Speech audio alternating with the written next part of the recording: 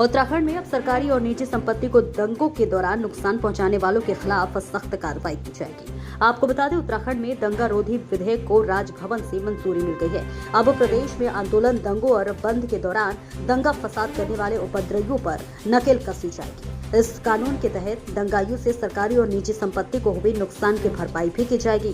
दंगा नियंत्रण में लगे सरकारी अमले और अन्य कार्य पर आने वाले खर्च की भरपाई भी की जाएगी। प्रदेश के संसदीय कार्य मंत्री प्रेमचंद अग्रवाल ने कहा कि विधानसभा की मानसून सत्र के दौरान इस पीडीएफ को सदन में सर्वसम्मति से पास कराया गया था। अब राजभवन से इसको मंजूरी मिल गई है। उन्होंने इस बात पर जोर देते हुए कहा कि जो लोग सरकारी और निजी संपत्तियों को दंगों के दौरान नुकसान पहुंचाते हैं, उन पर यह एक बड़ी कार्रवाई होगी। वहीं कांग्रेस के प्रदेश अध्यक्ष करण महरा ने कहा कि उत्तराखंड जैसे शांत प्रदेश में ऐसे कानून की जरूरत क्यों पड़ी। हालांकि उन्होंने इस बात को माना कि जो लोग सरकारी और निजी संपत्तियों को दंगों के दौरान नुकसान पहुंचाते हैं, उन पर कार्रवाई जरूरी है। जो गैरसैंण में हमारा विधानसभा सत्र हुआ तो उसमें जो एक अध्यादेश था उसको हमने पारित किया था और राज्य के अंदर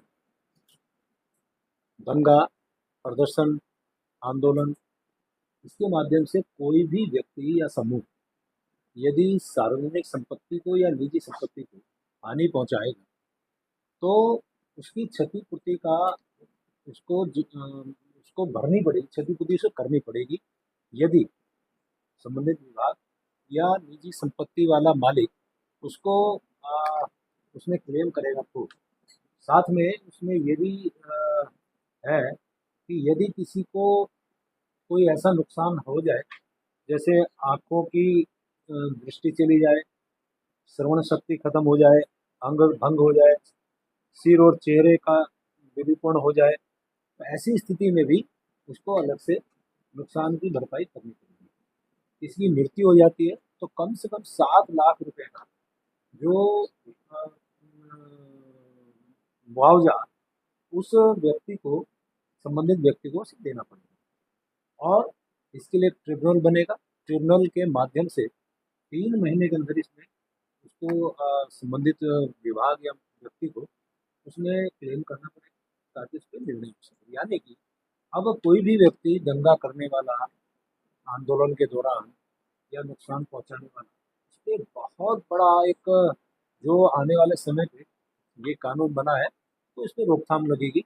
और जो अनावश्यक, ठीक है, प्रदर्शन करना लोकतांत्रिक अधिकार है, उसके माध्यम से जो हुड़दंग करते थे, बसों को तोड़ते थे, किसी विभाग में गए तो आप उसमें ऑफिस के गेट तोड़ते थे या कुछ भी करते थे, इस प्रकार की क्षतिपूर्ति अब हमारे इस नियम के तहत, इस कानून के सर देखिए, मेरे नज़र इसके 2 पहलू हैं।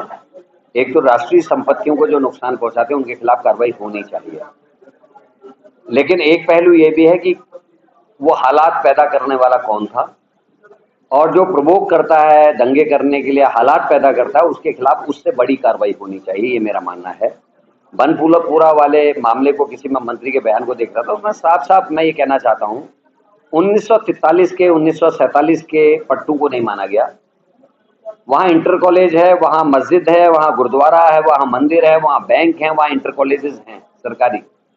उसके बाद भी हिंदू मुसलमान नैरेटिव सेट करने की कोशिश की गई, एक धर्म विशेष के लोगों को टारगेट करने की कोशिश की गई और ये कहा सरकार ने कि 5000 दंगाई, लेकिन 150 लोगों को गिरफ्तार किया गया, जिसमें से आधे से ज़्यादा लोग आज जमानत पा चुके हैं, सबूत नहीं है, उनके खिलाफ कुछ मामला नहीं था, जबरदस्ती फंसाया गया था।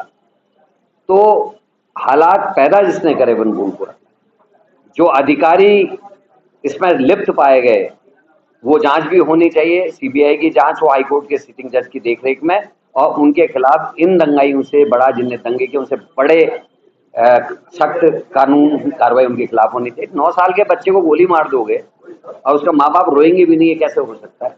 तो ये देखने की जरूरत है। दूसरा, मैं बीजेपी और बीजेपी के संगठन से एक बात कहना चाहता हूँ सरकार से, अगर आप वाकई में भला करना चाहते हो ना तो ये कानून लाना छोड़ दो। आप लाए थे वो डोजर चलाने वाला, सुप्रीम कोर्ट ने कैंसिल करा दिया, क्योंकि विधानसभा का और लोकसभा का काम है कानून बनाना, इम्प्लीमेंट करना नहीं। और जिस तरीके से डोजर चला के लोगों को बिना सबूतों के, बिना मतलब केवल एक कहने पे कि इसने ऐसा कर दिया, लोगों के घर तोड़ दिए, इसीलिए सुप्रीम कोर्ट ने इस पर रोक लगाई है। और कानून बनाने वाली सरकार से मैं एक चीज और कहना चाहता हूं, सेंगर से शुरू करें, पुलके तारिया कहें, अंकिता में, या इनके सल्ट के मंडल अध्यक्ष कहें जमानत में है, चंपावत के मंडल अध्यक्ष जमानत में है, इनके दुग्ध संघ के चेयरमैन लाल कुआं भागे भागे फिर रहे हैं, इनके क्या कहते हैं संतरेसा वाले कांड में 14 साल की लड़की का बलात्कार और रेप में ओबीसी का इनका सदस्य, ट्रिपल एससी भर्ती घोटाले में इनके हाकम सिंह, पटवारी पेपर लीक में इनके मंडल अध्यक्ष मंगलौर। तो मैं यही कहना चाहूंगा कि सेंगर से लेके यहाँ तक अपने कार्यकर्ता और पदाधिकारियों को ट्रेनिंग कैंप लगाइए और उनको अपराध करने से रोकिए, तो किसी कानून को बनाने की, नया कानून लाने की आवश्यकता ही नहीं पड़ेगी।